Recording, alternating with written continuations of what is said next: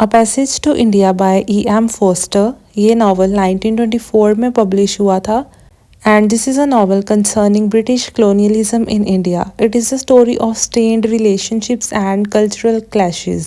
इस नावल में British colonialism को क्रिटिसाइज किया गया है जब अर्ली 20th सेंचुरी में इंडियन सब कॉन्टिनेंट में ब्रिटिशर्स का रूल था और वो इंडियंस को इन्फीरियर समझते थे, और अगर किसी ब्रिटिश या इंडियन के दरमियान गुड रिलेशनशिप होता था तब भी वो स्टेन्ड रहता था।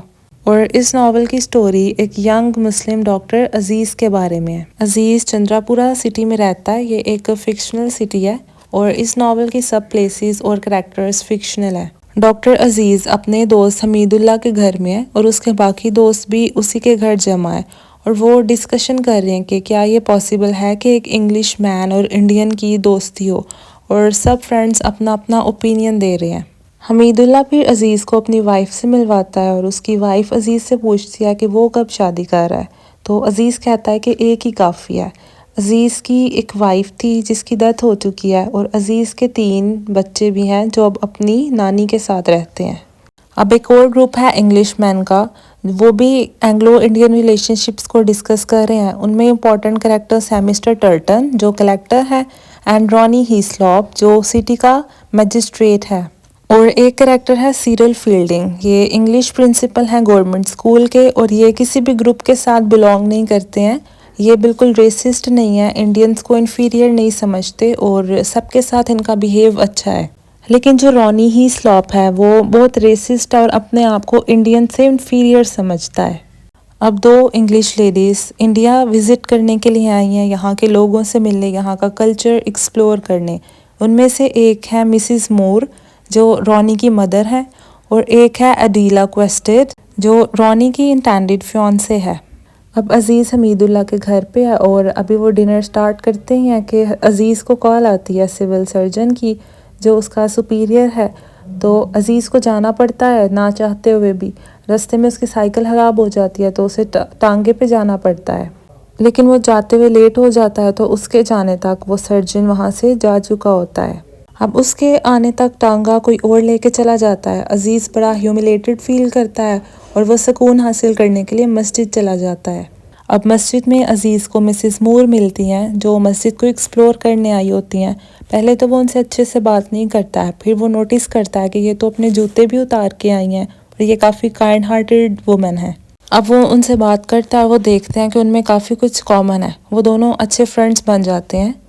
अब अजीज़ उन्हें क्लब छोड़ देता है। वहाँ पर अडीला होती है, वो मिसिस मूर से कहती है कि वो किसी रियल इंडियन को देखना चाहती है, और जब रॉनी को पता चलता है कि उसकी मदर मस्जिद से होकर आई हैं और अजीज़ से मिल के आई हैं तो रॉनी को काफ़ी गुस्सा आता है। अब मिस्टर टर्टन एक पार्टी ऑर्गेनाइज करते हैं अडीला के लिए ख़ास तौर पे, ताकि वहाँ पर वो कुछ इंडियंस को भी इनवाइट करें और अडीला इंडियन से सोशली इंटरेक्ट कर सके। उस पार्टी पे काफ़ी अपर क्लास इंडियंस को बुलाया जाता है बट स्टिल उन्हें काफ़ी इन्फीरियर फील कराया जाता है, और ये चीज़ अडीला को और मिसिस मूर को बिल्कुल पसंद नहीं आती। और पार्टी में रॉनी का इंडियंस के साथ बुरा बिहेव देख के अडीला को काफ़ी अजीब लगता है और वो सोचती है कि वो फ्यूचर में इतने नैरो माइंडेड इंसान के साथ कैसे रहेगी। उस पार्टी में सीरियल फील्डिंग भी इनवाइटेड होते हैं और अडीला और मिसिस मूर का इंडियंस के साथ अच्छा बिहेवियर देख के वो उन्हें अपने घर टी पार्टी पे इनवाइट करते हैं। इसके अलावा जब उन्हें अजीज़ के बारे में पता चलता है तो वो अजीज़ को भी इनवाइट करते हैं, और इसके अलावा एक हिंदू प्रोफेसर हैं गॉडबोल, वो भी उस पार्टी पर इनवाइटेड होते हैं।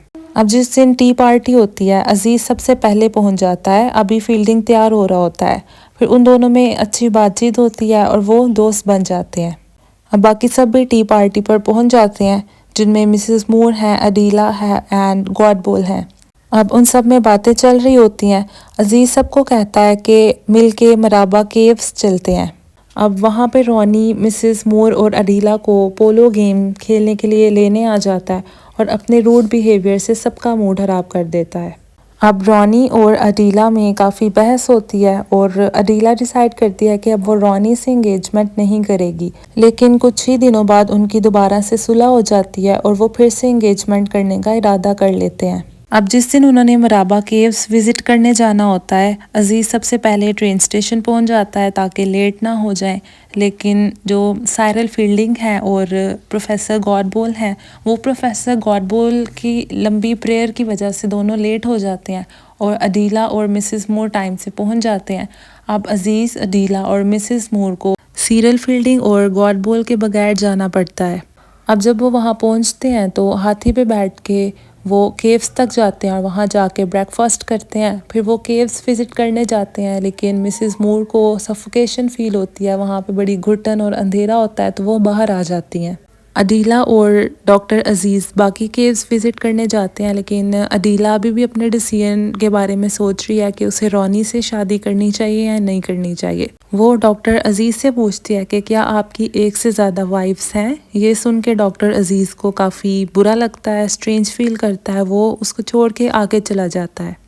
और जब वो रिलैक्स होता है तो वो दोबारा आता है अदीला के पास, लेकिन अदीला वहाँ पे नहीं होती और वो उसे ढूंढने लग जाता है। उसे अदीला का चश्मा मिलता है, वो पकड़ के अपनी पॉकेट में डाल लेता है और वो देखता है कि अदीला तो केव्स के बाहर चली गई है और सीरियल फील्डिंग भी वहाँ पे आ चुका है। वो किसी कार में बैठ के आया होता है और जिसके साथ वो आया होता है अदीला, उसी के साथ कार में बैठ के वापस चली जाती है। फील्डिंग को वहाँ पे कुछ खास मज़ा नहीं आता है, तो बाकी सब भी वापस जाने का डिसाइड करते हैं। तो जैसे वो वापस आते हैं तो ट्रेन स्टेशन पे ही डॉक्टर अज़ीज़ को अरेस्ट कर लिया जाता है, क्योंकि अदीला ने डॉक्टर अज़ीज़ पे इल्ज़ाम लगा दिया कि वो केव्स में उसे असॉल्ट कर रहा था। लेकिन मिसेस मूर और फील्डिंग दोनों जानते हैं कि अज़ीज़ ऐसा नहीं कर सकता है। अब वो अज़ीज़ का भी साथ देना चाहते हैं, लेकिन अदीला को भी नाराज़ नहीं करना चाहते। अब अज़ीज़ को जेल में बंद कर दिया जाता है। इन्वेस्टिगेशन होती है तो उसके पास से अदीला का चश्मा भी निकल आता है, लेकिन फील्डिंग भी यही कहता है कि अज़ीज़ इनोसेंट है। अब अदीला बीमार पड़ चुकी होती है। जब वो ठीक होती है तो ट्रायल रखा जाता है, लेकिन वो रोनी को बताती है कि अज़ीज़ इनोसेंट है। वहीं पे मिसेस मूर भी केयरलेसली कहती हैं कि ऑफ कोर्स वो इनोसेंट है। ये सुन के रोनी को बड़ा गुस्सा आता है। फिर मिसेस मूर डिसाइड करती हैं कि वो इंग्लैंड वापस चले जाएंगी अपने बाकी बच्चों के पास। अब जिस दिन ट्रायल होता है अदीला कोर्ट रूम में बता देती है कि अज़ीज़ इनोसेंट है, जिससे सुन के रोनी को बड़ा गुस्सा आता है और वो अदीला को छोड़ देता है। अब डॉक्टर अज़ीज़ का जो दोस्त है हमीदुल्लाह, अदीला उसको एक्सप्लेन करने की कोशिश करती है कि उसको क्या हो गया था, उसने ऐसा क्यों किया, लेकिन हमीदुल्लाह कुछ भी नहीं सुनना चाहता। फिर रोनी ये न्यूज़ देता है कि मिसेस मूर सफ़र के दौरान समंदर में मर गई हैं।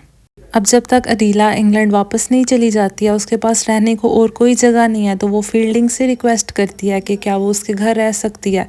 फील्डिंग मान जाता है। अब सब इंडियन फ्रेंड्स अज़ीज़ की विक्ट्री सेलिब्रेट करते हैं और वो अदीला से कंपनसेशन के तौर पे बहुत बड़ी रकम डिमांड करते हैं। साइरल फील्डिंग अज़ीज़ को समझाते हैं कि इस तरह मत करो, लेकिन अज़ीज़ अब पूरी तरह से एंटी ब्रिटिश हो चुका है और वो किसी भी तरह का ताउन करने से मना कर देता है। लेकिन जब अज़ीज़ को पता चलता है कि मिसेस मूर की डेथ हो चुकी है, तो वो उनके ऑनर में अदीला को छोड़ देता है। अब अदीला का साथ देने की वजह से सीरियल फील्डिंग और डॉक्टर अज़ीज़ की फ्रेंडशिप ख़त्म हो जाती है और अदीला और सीरियल फील्डिंग इंग्लैंड चले जाते हैं और अज़ीज़ को यही लगता है कि अब वो दोनों शादी कर लेंगे। अब फील्डिंग 2 साल के बाद अपनी वाइफ और अपने ब्रदर इन लॉ के साथ इंडिया वापस आता है। अब कहानी की सेटिंग माऊ नाम की प्लेस में है और उस टाइम पे इंडिया में कोई हिंदू फेस्टिवल चल रहा है और प्रोफेसर गॉडबोल उसे बड़े अच्छे से सेलिब्रेट कर रहे हैं। और अब अज़ीज़ भी माऊ में ही रहता है। वो है तो मुस्लिम, लेकिन वो भी हिंदू फेस्टिवल सेलिब्रेट कर रहा है एज एन इंडियन। उसे जब पता चलता है कि फील्डिंग इंग्लैंड वापस आ गया, तो वो कोई ख़ास इंटरेस्ट शो नहीं करता है। अब अज़ीज़ अपने बच्चों के साथ लोकल मुस्लिम श्राइन में जाता है। वहाँ वो देखता है कि फील्डिंग और उसका ब्रदर इन लॉ भी आ रहा है। जैसे ही वो एंटर होते हैं तो उनके ऊपर बीज़ हमला कर देती हैं, तो अज़ीज़ के बच्चे उन्हें देख के हंसने लग जाते हैं। अब अज़ीज़ फील्डिंग के ब्रदर इन लॉ को मिस्टर क्वेस्टेड कह के बुलाता है। अज़ीज़ को अभी भी ये मिसअंडरस्टैंडिंग थी कि फील्डिंग की शादी अडेला क्वेस्टेड से हुई है। फील्डिंग का ब्रदर इन लॉ उससे बताता है कि वो मिस्टर क्वेस्टेड नहीं है, वो मिसेस मूर का बेटा रैल्फ और उसकी बहन से फील्डिंग की शादी हुई है और उसका नाम है स्टेला। यानी वो दोनों मिसेस मूर के बच्चे और रॉनी के बहन भाई हैं। अजीज़ कहता है कि इससे अब कोई फ़र्क नहीं पड़ता है क्योंकि तुम सब हो तो ब्रिटिशर्स। लेकिन बाद में अजीज़ को मिसेस मूर की मेमोरीज याद आती हैं और फिर उसका बिहेवियर रैल्फ और स्टेला के साथ अच्छा हो जाता है। अब फेस्टिवल अभी तक जारी है और रैल्फ और अजीज़ एक साथ बोट में बैठते हैं और दूसरी बोट में फील्डिंग और उसकी वाइफ है स्टेला। हवा तेज़ चलने लग जाती है, बारिश हो रही होती है और दोनों बोट्स आपस में टकरा जाती हैं और पानी में गिर जाते हैं। और जब वो थोड़ा संभलते हैं तो अजीज़ और फील्डिंग देखते हैं कि वो एक दूसरे को बचा रहे थे। स्टोरी के लास्ट में अजीज़ और फील्डिंग माओ के जंगलों में अपनी लास्ट राइड पे जाते हैं। अब वो दोनों खुश हैं कि उनकी पुरानी दोस्ती दोबारा से रिज्यूम हो सकती है। अजीज़ फील्डिंग से कहता है कि उसे अडीला क्वेस्टेड और फील्डिंग को लेकर मिसअंडरस्टैंडिंग हो गई थी। अब वो दोनों साथ टाइम स्पेंड करते हैं, लेकिन अजीज़ फील्डिंग से कहता है कि वो दोनों दोबारा कभी नहीं मिलेंगे क्योंकि अजीज़ अब पूरी तरह से एंटी ब्रिटिश हो चुका है और अब वो किसी भी ब्रिटिशर से दोस्ती नहीं रखना चाहता है। लेकिन फील्डिंग उससे पूछता है कि हम अब दोस्त क्यों नहीं बन सकते, लेकिन अजीज़ उससे कहता है कि ये हॉर्स ये नहीं चाहते, ये ज़मीन, ये टेम्पल्स, ये रॉक्स, टैंक्स, जितनी भी चीज़ें हमारे इर्द गिर्द हैं वो अपनी हज़ारों आवाज़ों में यही कह रही हैं, नो नॉट येट, नहीं अभी नहीं। और आसमान वो कहता है नो नॉट देयर, नहीं यहाँ नहीं। इसका मतलब है कि जब तक इंडिया ब्रिटिशर से आज़ाद नहीं होता तब तक उनके दरमियान दोस्ती नहीं हो सकती। ये मुमकिन ही नहीं है क्योंकि उनकी फ्रेंडशिप हमेशा कल्चरल क्लैशेस की वजह से स्टेन्ड रहेगी। यानी यहाँ पे सिंबलिज्म का इस्तेमाल हुआ है। एट द एंड उन्होंने यही दिखाया है कि फील्डिंग और अजीज़ एक दूसरे से दोस्ती करना चाहते थे, उन दोनों में अच्छी अंडरस्टैंडिंग थी, लेकिन जो हालात हैं उस टाइम के, उनकी दोस्ती बिल्कुल नामुमकिन है।